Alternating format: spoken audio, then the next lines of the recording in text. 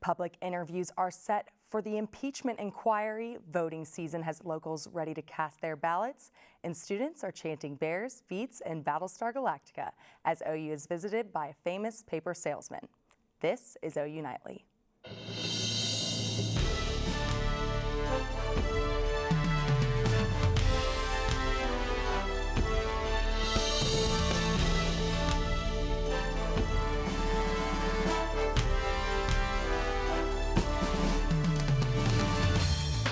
Hello, thanks for joining us for OU Nightly. I'm Libbey Dean. And I'm Kolby Terrell. It's a big day on campus as a new feature is added to the Union.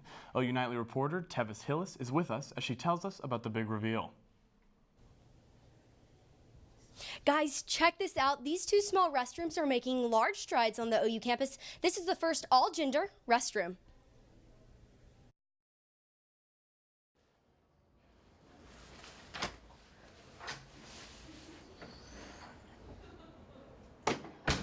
The sound of safety might be what many just heard.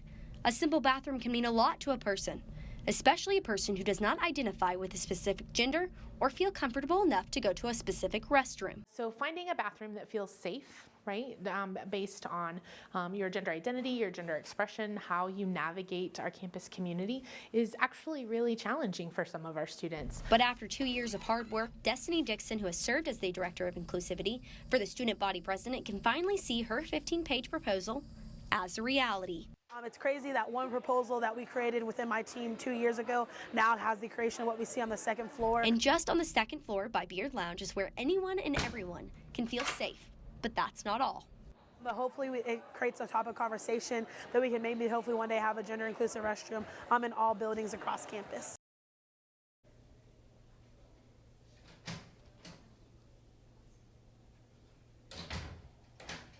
Now, what seems as a controversial topic isn't really controversial on this campus. Now, they want all of them to be around this university, but they know it'll take time. Reporting in the Union, Tevis Hillis, OU Nightly. Well, Libbey, I was walking around campus today and it seems like I felt a little rain. Do you think we are in store for a little more of that? It looks like we are, Kolby, and Hannah Gard joins us with more. Yeah, guys, looking out over Oklahoma City right now, we can see those clouds gathered on the skyline. It's still feeling pretty nice out there, though. We're in the 60s. It's definitely very humid, and we're starting to feel those raindrops. Our live radar is showing some storms gathering in central Oklahoma as they move from the south. Coming up, I'll have your cool down ahead, how much rain and where we're going to get that, and your weekend weather forecast. Guys, back to you. A history-making announcement out of Washington, D.C. today. House Democrats have set the date for public impeachment hearings against President Donald Trump. That will begin next week. This marks the first time citizens will hear from those at the center of the quid pro quo allegations against Trump, along with the president himself, who has yet to hear what his administration has to say. Investigators have already heard more than a dozen witness testimonies, including the 3 that are set to appear next week. We will begin our open hearings in the impeachment inquiry next week. We will be beginning with the testimony of Ambassador Taylor and Ambassador Kent on Wednesday, and we will have Ambassador Yovanovitch testify on Friday. These will be the first of the open hearings. Another development in the impeachment process. One of the testimonies that was heard last month in a closed-door hearing is now in public hands. Sofia Olivas has more on that from the News Center. Thank you, Libbey. Today, Congress released the testimony transcript of top U.S. diplomat to Ukraine, Bill Taylor. In it, Taylor says it was his clear understanding that U.S. assistance to Ukraine wouldn't come unless President Zelensky launched investigations into President Trump's political rivals. He also testified that he discovered military assistance was restored to Ukraine in an email that came from a Senate Armed Services Committee staffer on September 11th. And Democrats had a strong showing in yesterday's elections. For the first time since 1993, Democrats took control of the Virginia state legislature. In Kentucky, Republican Governor Matt Bevin refuses to concede to the governor's race after Andy Beshear won the office by a slim margin. And in Arizona, Regina Romero became the first woman and Latina mayor in Tucson. And for you fans of The Office, Paige Congedi was named the first female mayor of Scranton, Pennsylvania. And just 2 days after members of a Mormon family were killed in Mexico, investigators say that a man that had been arrested in the case is not involved. As the investigation moves on, U.S. and Mexican authorities continue to speculate who is responsible. Chihuahua Attorney General Cesar Peniche Espejel believes that a new branch of the Sinaloa cartel, Los Aguares, may be behind the massacre. Former Mexican Minister Jorge Castañeda says that he believes the family may have been targeted due to their activism. And in Germany, members of the government are headed to Berlin to prepare for a series of ceremonies commemorating the 30th anniversary of the fall of the Berlin Wall. Back to you, Kolby.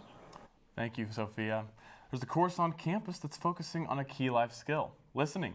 Every year, the university's provost office accepts proposals for the Presidential Dream Course, a course that receives special allocated money to bring scholars and world-renowned experts to campus. One of this year's dream courses is the Listening Project, a course dedicated to active listening, open-mindedness, and civility in difficult conversations like race and inclusivity. You can have more dialogue, more conversation that means something because I'm engaged in the conversation more. I'm listening to what they have to say. I'm not listening to respond, I'm listening to hear. The Listening Project is one of 3 courses that were chosen for the fall semester. We are just under a year until Oklahoma complies with the Real ID Act. OU Nightly's Aspen Endriss has details about what this means for the state. Administration, we are committed to making this happen. We will make it happen. It's gonna be there. Oklahoma is one of only 2 states that do not comply with the Real ID Act. We really only have 11 months to get Oklahoma ready, to be able to fly and go through TSA, fly in airplanes, and then also go into federal buildings. Governor Kevin Stitt assures the residents of Oklahoma we are becoming compliant. New licenses will begin to be issued April 30th of next year. With Real ID, you provide all of your documents. If they're all validated and approved, then you'll walk out with a paper DL or ID, and your actual Real ID credentials will be mailed to you in 5 to 7 business days. The new IDs will look similar to these. Notice that gold star in the corner? That verifies to officials that your ID is compliant under law. To receive a Real ID license, you must have the following. Proof of identity. This can be your old license or birth certificate, social security card, proof of address, and all proof of legal name changes with documentation. They have to be original or government-issued documents. Oklahoma has until October 1st of next year to become Real ID compliant. For a complete list of documents you need to get your Real ID issued, go to realid.ok.gov. If you choose to forego the Real ID process, you will need another form of identification accepted by the federal government. From Will Rogers World Airport, Aspen Endriss, OU Nightly. There have been very few issues with the states that allow the law. Follow OU Nightly for updates on the Real ID Act. Early voters will head out to the polls tomorrow to cast their ballots on a sales tax that would fund public transportation. Plus, OU students are expecting a prominent guest on campus when we return.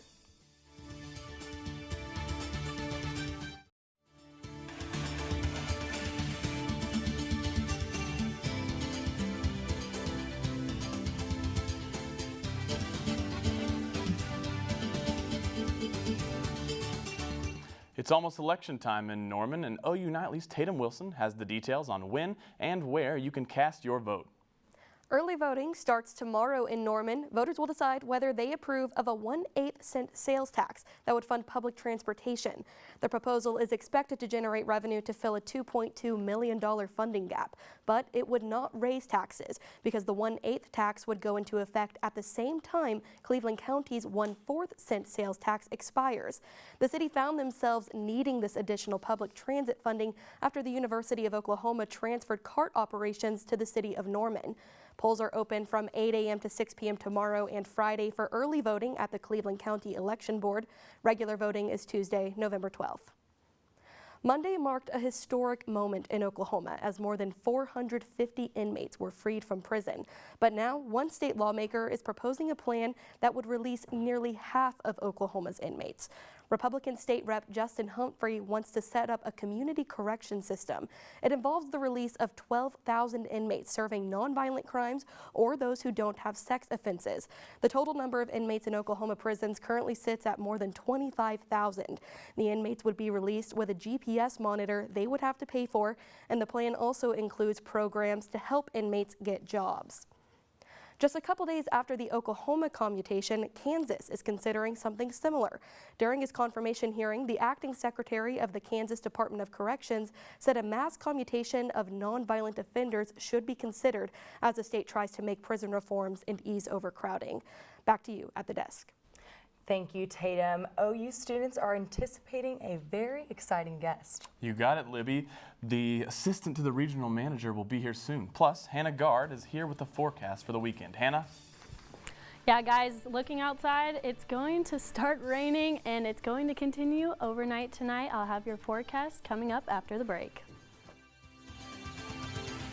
Welcome back to OU Nightly. I'm Hannah Gard, and looking outside right now, we can see plenty of rainfall all across the state. Lots of rain in Norman, even seeing some lightning up towards the north of Oklahoma City. Our live radar is showing that we have widespread storms across the state right now, bringing us plenty of rainfall. Our current temperatures across the state, though, we're still feeling pretty nice in the mid-60s across most areas, but this is not going to be the case overnight tonight. We'll start to see this cold front moving down from the north, dropping our temperatures across the state back down into the 30s. This will also bring with it a severe weather outlook for the state. We're in a marginal risk in southern Oklahoma, but our main concern is going to be flooding with these storms. We'll see lots of localized heavy rainfall, even up to 3 inches in places like McAllister, so this could be concern for some severe flooding. Our future radar showing these storms moving into the state and really starting to gain some ground as we go into the later hours of tonight around 10, moving towards the east through midnight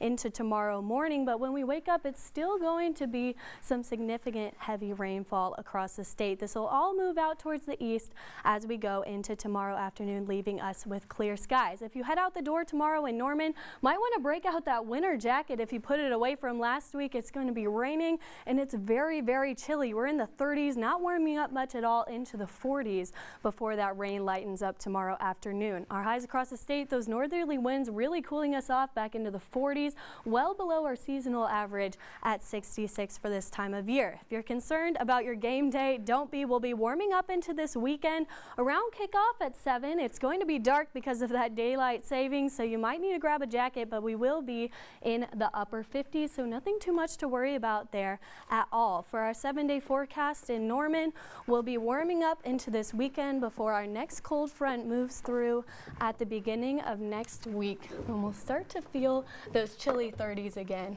Tomorrow is going to be so cold, I bet, when I walk outside. Definitely. You'll want a rain jacket and maybe a sweater. I can tell you I'm not looking forward to it for sure. Yeah, me either. Well, Hannah, I don't know about you, but I love The Office. Absolutely. OU Nightly's William Soule tells us how you can meet one assistant to the regional manager right here on our campus. What is the most inspiring thing I ever said to you? Don't be an idiot. Changed my life. Whenever I'm about to do something, I think, would an idiot do that? And if they would, I do not do that thing.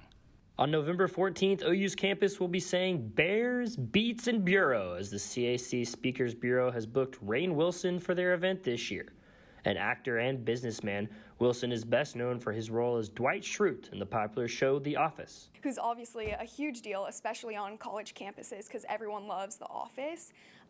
But we also realize that he has a really great story to share. Outside of his time on the show, Wilson co-founded the media and entertainment company Soul Pancake. He also helped start the nonprofit Lee Day Haiti, which provides academic support and arts programs benefiting young girls. Wilson is the most anticipated guest the Speakers Bureau has ever had. This is the biggest event Speakers Bureau will ever have had. Typically, we host our events in Molly Shai Ballroom or Holmberg Hall, and those venues fit about 600 to 700 people. And now we're hosting the event in McCaslin, which fits 3,400 people. So we are growing exponentially just from this event. Tickets are on sale now, with the proceeds of the event going to the CAC's official philanthropy Soonerthon. William Soule, OU Nightly. The College Football Playoff Committee met for the first time this past weekend. And the Sooners may have their work cut out for them. Kemper Ball is here with more. The Sooners are going to need some help if they hope to climb back into a playoff spot this season. And the OU men's basketball team tipped off their season last night against UTSA. Don't go anywhere. Sports is next.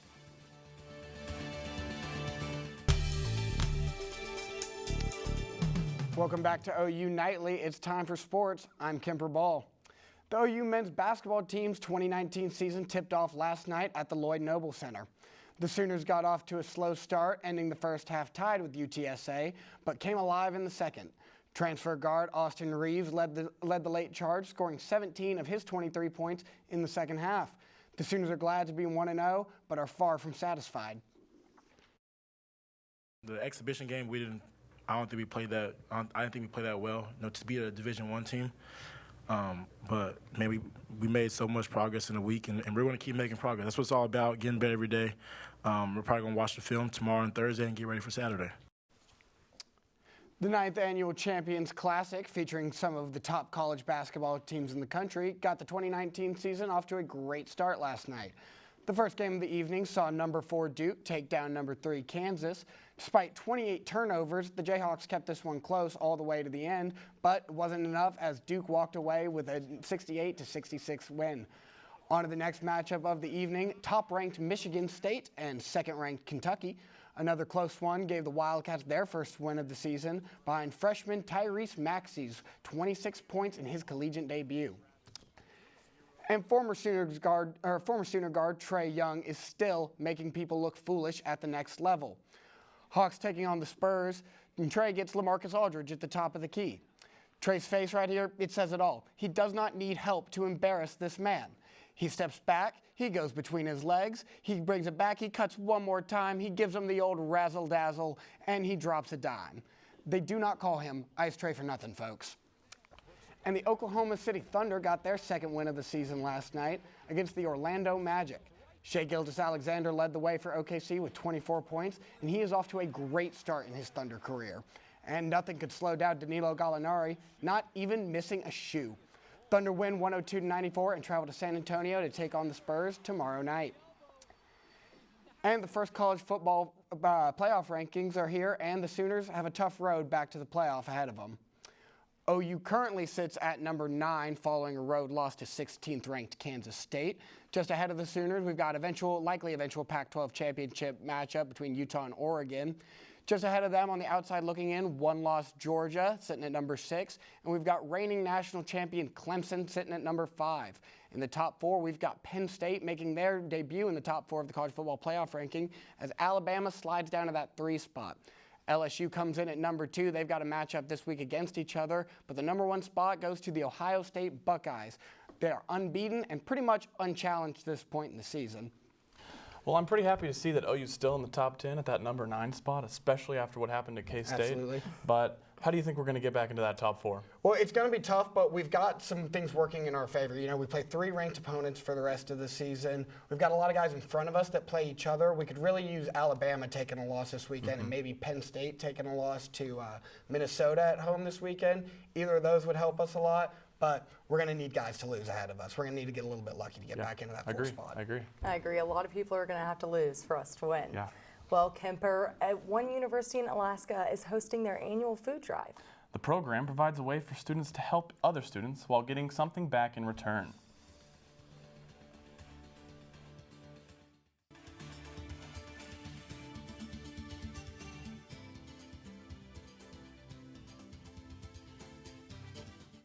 I'm Scott Haas at the OU Nightly Update Desk. Hawaii Representative Tulsi Gabbard has qualified for the November Democratic presidential debate. She qualified today after a recent poll came out from Iowa showing her at around 3%. This comes after a recent spat Gabbard had with 2016 candidate Hillary Clinton, where Clinton suggested that Russia was, quote, grooming Gabbard. Gabbard will join the stage with 9 other candidates who have also qualified so far. Kolby?